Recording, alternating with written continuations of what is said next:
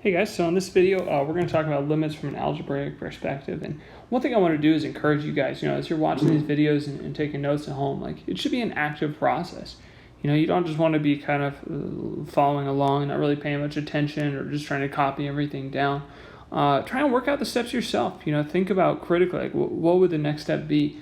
And try and really get a focus on what's going on and try and understand it at a deep level and think about it. Make predictions like, okay, well, I see the question, I'm going to pause and try and answer myself and then kind of compare your answer to what I got. Anyway, just a tip. All right, so here's what we did. Yesterday we had graphs, and we talked about limits to those. But today we're going to talk about how to find them if we just have an equation. So how to do, say, like the limit as x goes 2 of 3x to the fifth plus 2. Okay, so if you have a limit like this, how do you do it? Now, if we want to do this like yesterday, we could graph this function, but most of you guys probably don't want to graph this function and it sounds pretty boring. So we want to find a kind of an easier way to find these limits. So here's kind of a great general trick. If you can plug into a function,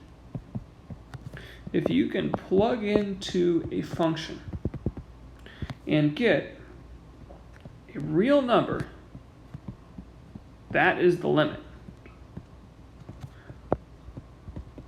So your first step on any kind of limit like this is to just go ahead and plug in. So this is the equation that we're trying to find the limit of in parentheses.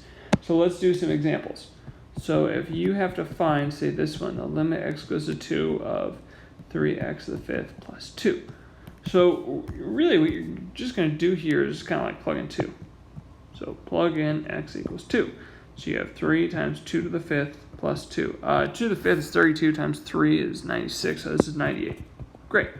So that tells you that as x approaches 2, the height of the function is going towards 98. Okay. And this is also true even if you have a fraction or something weird. So if you have the limit as x goes to 1 of, say, 2x squared minus 1 over 3x plus 5. So this is 2 times 1 squared minus 1 over 3 times 1 plus 5. So I got 2 minus 1, so I got 1 over 8. Okay, so something like that is just fine. All right, so let's say we have something more interesting like a piecewise function. So for instance, I tell you that f of x is equal to, let's say, x plus 5 if your x values are bigger than 1, and then it is equal to 2x squared minus 4 if your x values are less than or equal to 1. And we're going to try and find several limits here. So we're going to try to find the limit as x approaches 1 from the negative side, and the limit as x approaches 1 from the positive side, and then the overall limit as x approaches 1. Okay.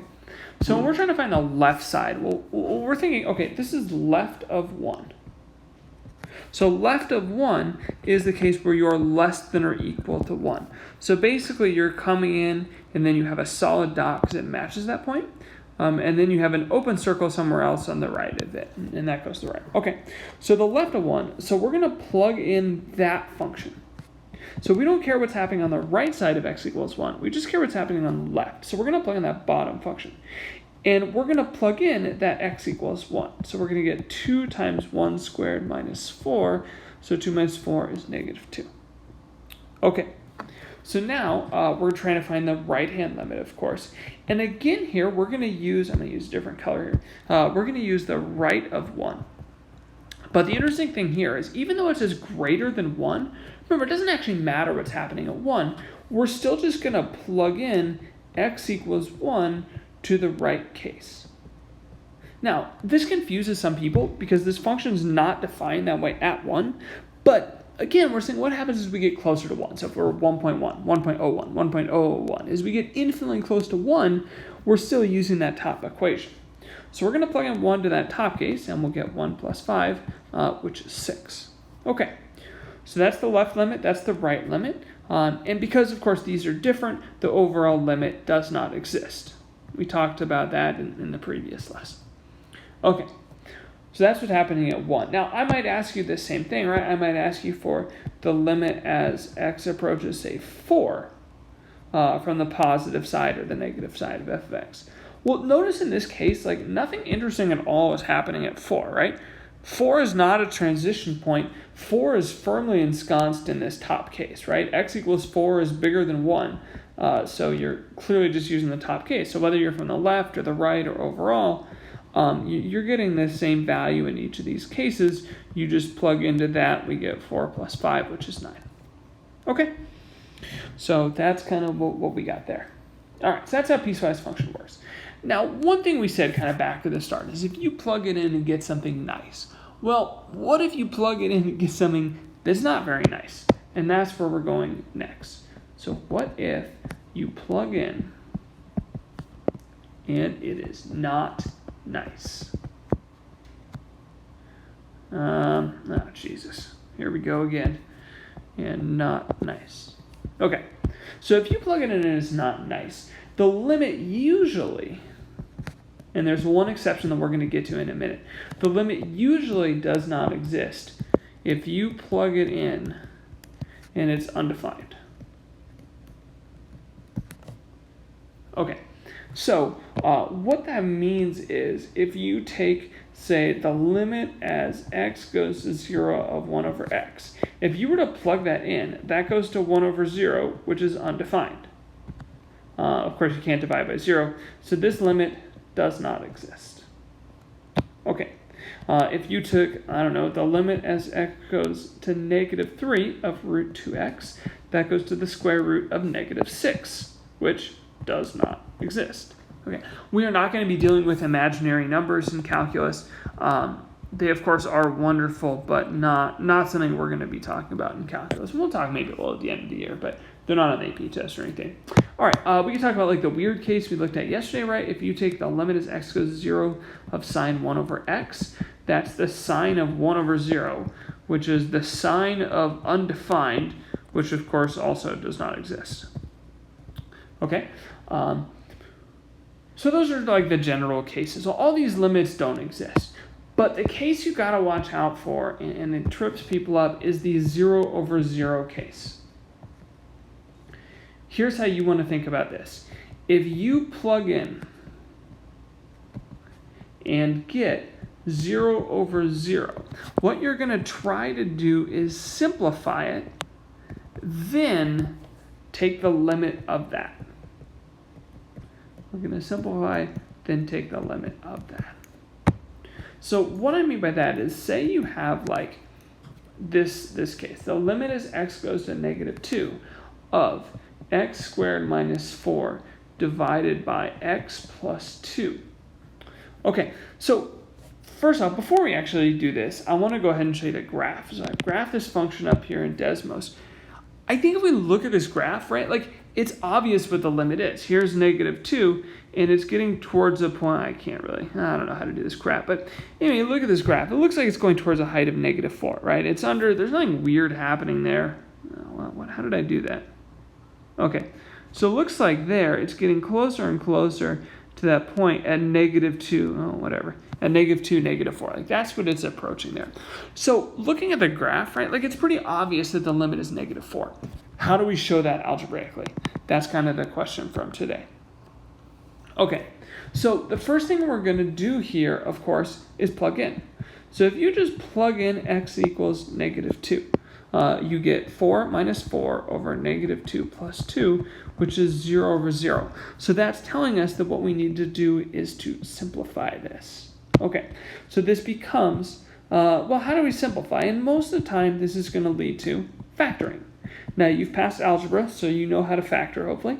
The top, of course, is x plus 2 times x minus 2. Now, at this point, all the cool kids in the class are realizing that these just cancel. We have an x plus 2 factor on top and bottom, so this just becomes the limit as x goes to negative 2 of x minus 2. Okay, and that becomes negative 2 minus 2, which is negative 4. Oh, cool. All right, great. So that's our limit, that's our negative 4. That's how we show that algebraically. Now, if you get the same answer that we got graphically, that's a great sign, right? Sometimes you're going to simplify and see that it still doesn't exist. You might simplify and get like 3 over 0. That's fine. Like, hey, you gave it the old college try. The limit still doesn't exist, but we're going to try and simplify.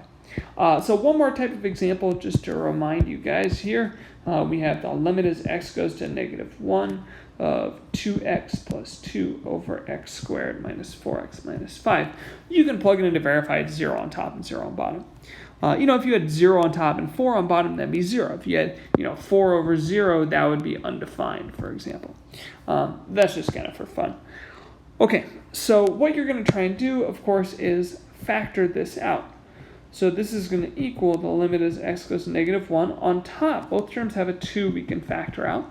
On bottom, we're looking for two numbers that multiply to -5 and add to -4. So that's x minus 5 and then x plus 1.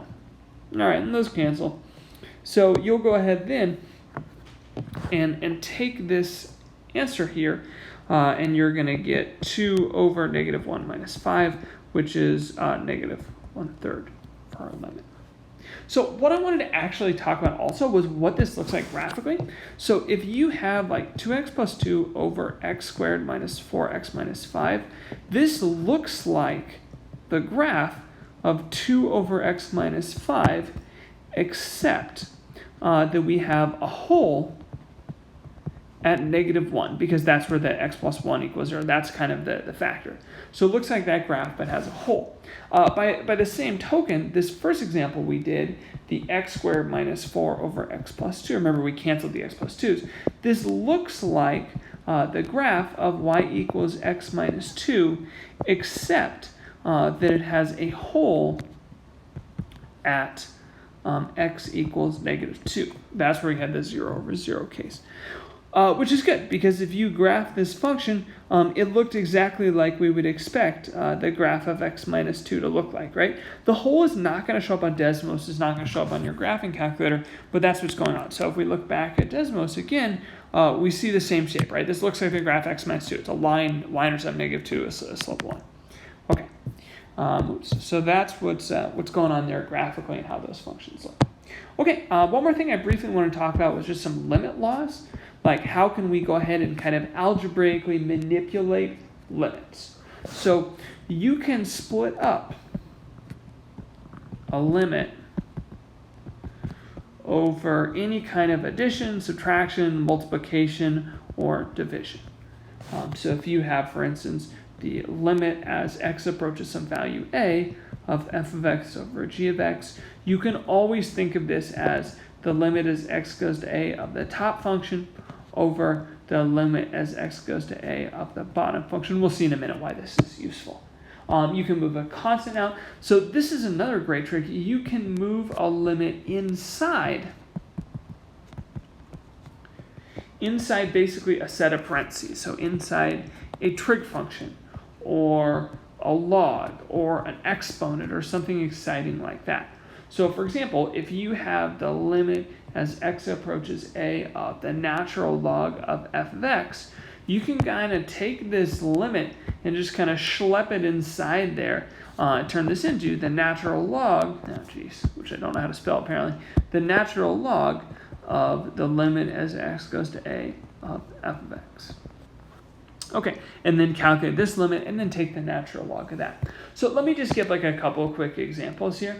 I'm just going to give you a couple values here. So if I tell you that the limit as x goes to 1 of f of x is 3, and the limit as x goes to 1 of g of x is equal to pi, and then I will also tell you that g of 1 is equal to 5. Now I'm going to ask you several different parts of this question. So first off, we're going to find the limit as x goes to 1 of 2 times f of x times g of x. Now, you can pull that constant 2 in front and kind of treat these limits differently. So this is 2 times the limit x goes to 1 of f of x, and then times the limit as x goes to 1 of g of x. Okay, and howdy do, we have those limits right here. So this is just equal to 2 times 3 times pi, also known as 6 pi. And that's finally your answer there. Let's get to a cute one here. So suppose I ask you to take the limit as x goes to 1 of sine of g of x. Okay. So that is, basically, it's like the natural log. We're going to take a limit and move it inside. This is the sine of the limit x goes to 1 of g of x. Okay, and then we just calculate what this limit is. Well, we learned the limit x goes to 1 of g is pi. So this just becomes the sine of pi, which of course is 0 because you all know your unit circle. If you don't know your unit circle, you need to know your unit circle. Okay.